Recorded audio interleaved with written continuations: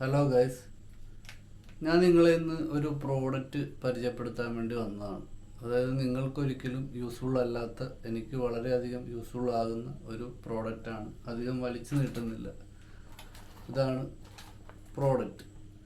ഇത് പിൻ പോയിൻ്റർ എന്ന് പറയും, ഒരു മെറ്റൽ ഡിറ്റക്ടറാണ്. പിന്നെ എന്നെ അറിയാവുന്നവർക്ക് ഏകദേശം മനസ്സിലായിട്ടുണ്ടാവും.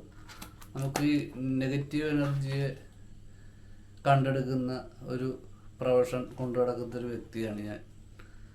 അപ്പം ഇതെടുക്കാൻ പോകുന്ന സമയത്ത് ഈ ബോർവെൽ എടുക്കുന്ന കുഴിയുടെ അത്ര ആഴത്തിൽ നമുക്ക് കുഴി എടുക്കേണ്ടി വരും. ഏകദേശം ഇത്രയും, അതല്ലെങ്കിൽ അതിന് താഴെ, അതല്ലെങ്കിൽ നമ്മുടെ തലക്ക് മേളിൽ കുഴി എടുക്കേണ്ടതായിട്ട് വരും. ആ സമയത്ത് നമ്മൾ അതിൻ്റെ ഏകദേശം ഒരു പരിധി വരെ നമുക്ക് ഈ പ്രൊഫഷണലായിട്ടുള്ള ഈ മെറ്റൽ ഡിറ്റക്ടർ ഉപയോഗിക്കാൻ പറ്റുള്ളൂ. ഇതിൻ്റെ കോയില് അത്യാവശ്യം വലിപ്പമേറിയ ആയതുകൊണ്ട് നമുക്കും കൂടെ ഇറങ്ങി അതിനകത്ത് ഇതുമായിട്ട് സെർച്ച് ചെയ്യാൻ പറ്റത്തില്ല. അപ്പോൾ അതിന് വേണ്ടിയിട്ട് വാങ്ങിച്ചതാണ് ഇത്. ഞാൻ നിങ്ങളെ തുറന്ന് കാണിക്കാം. ഓൾറെഡി ഞാൻ തുറന്ന് ചെക്ക് ചെയ്ത് നോക്കിയിട്ടുള്ളതാണ്. ഇത് നമ്മുടെ ഹുക്കിലൊക്കെ ഘടിപ്പിക്കാനുള്ള പാൻറ്റിൻ്റെ ഇതാണ് ഈ ഡിറ്റക്ടർ. ഇതിൻ്റെ പ്രവർത്തനം എന്ന് പറഞ്ഞാൽ ഈ ബട്ടൺ നെക്കിയിട്ട് ഒരു സൗണ്ട് കേൾക്കും. കൊണ്ടുവന്നു കഴിഞ്ഞാൽ കാതിലൊരു ഗോൾഡിൻ്റെ കമ്മൽ കിടപ്പുണ്ട്. ഇതേ അത് മാത്രമല്ല, ഈ ഹെഡ്സെറ്റിനകത്ത് സ്പീക്കർ ഒക്കെ ഉണ്ടാവുമല്ലോ, ഡൈഫ്രം സ്പീക്കറൊക്കെ. അപ്പോൾ അതിൻ്റെ ഒരു സിഗ്നലാണ് ഇതിനകത്ത്, സൈറനാണ് ഇതിനകത്ത് ഡിറ്റക്റ്റ് ചെയ്യണം. അപ്പോൾ ഇതിനകത്ത് അത്യാവശ്യം നൈറ്റിൽ ഉപയോഗിക്കാനുള്ള ടോർച്ച് സെറ്റപ്പൊക്കെ ഇതിനകത്തുണ്ട്.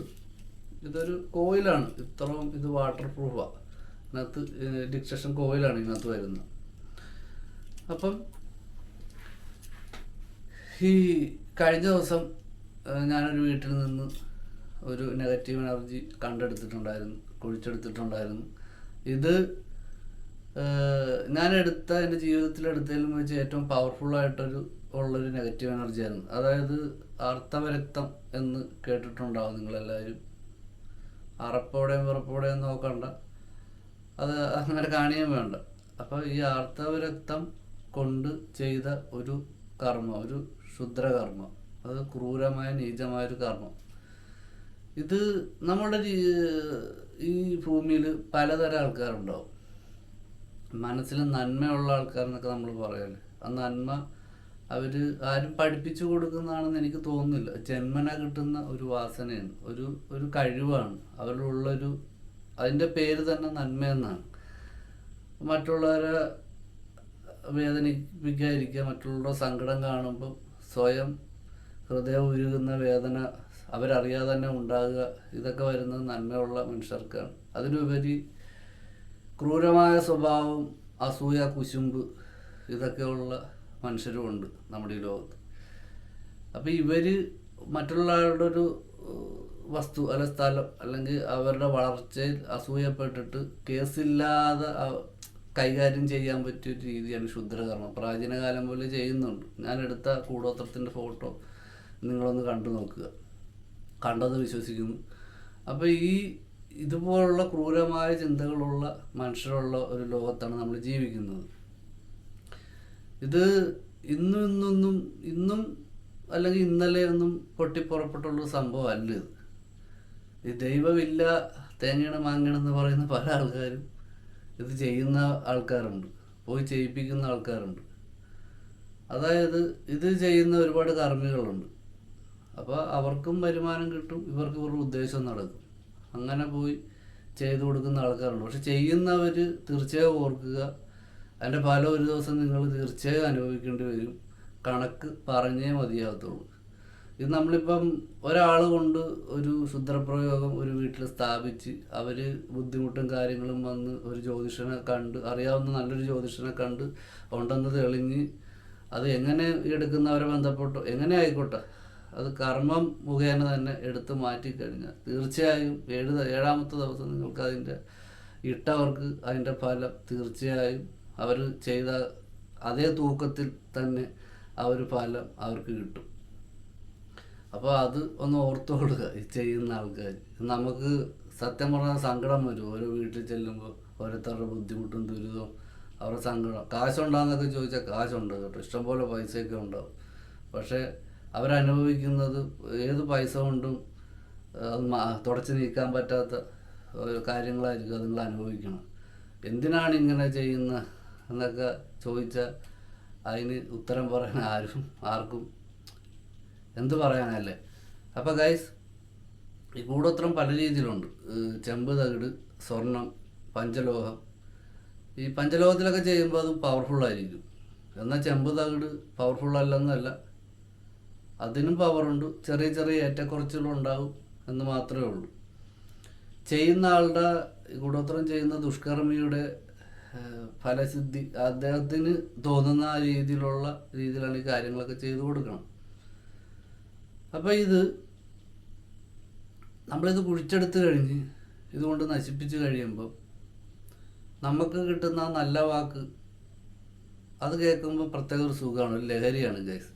നമ്മളിത് പ്രൊഫഷണലായിട്ട് കൊടുക്കുന്നതോട് കുറേ വർഷങ്ങളായി. അപ്പം എൻ്റെ കൂടെ എൻ്റെ സുഹൃത്തുമുണ്ട്. അവനും എന്നോടൊപ്പം എന്നെ സഹായിച്ച് നിൽക്കുന്നൊരു വ്യക്തിയാണ്. സാധാരണ ആൾക്കാരെന്നും വിളിച്ചു കഴിഞ്ഞിട്ടുണ്ടെങ്കിൽ വരത്തില്ല, ഭയമായിരിക്കും ഇതിനെക്കുറിച്ചൊക്കെ. എന്നാൽ വിശ്വാസം ഉണ്ടോയെന്ന് ചോദിച്ചാൽ വിശ്വാസമില്ലെന്ന് പറയും. അപ്പം അതിന് വേണ്ടിയിട്ട് വാങ്ങിച്ചതാണ്. നമുക്ക് കൂടുതൽ നമ്മുടെ കാര്യങ്ങൾ ഈസിയായിട്ട് നടക്കാൻ വേണ്ടിയിട്ട് വാങ്ങിച്ചതാണ്.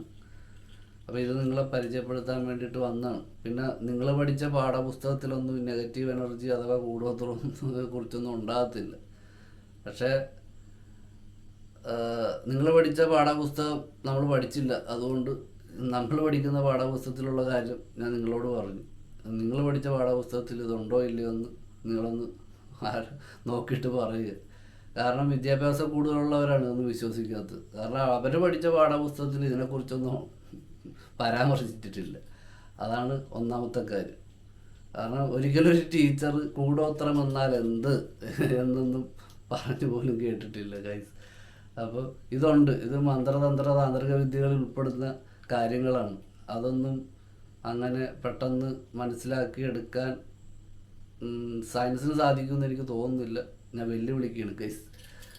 പിന്നെ ഇത് നമ്മളിപ്പം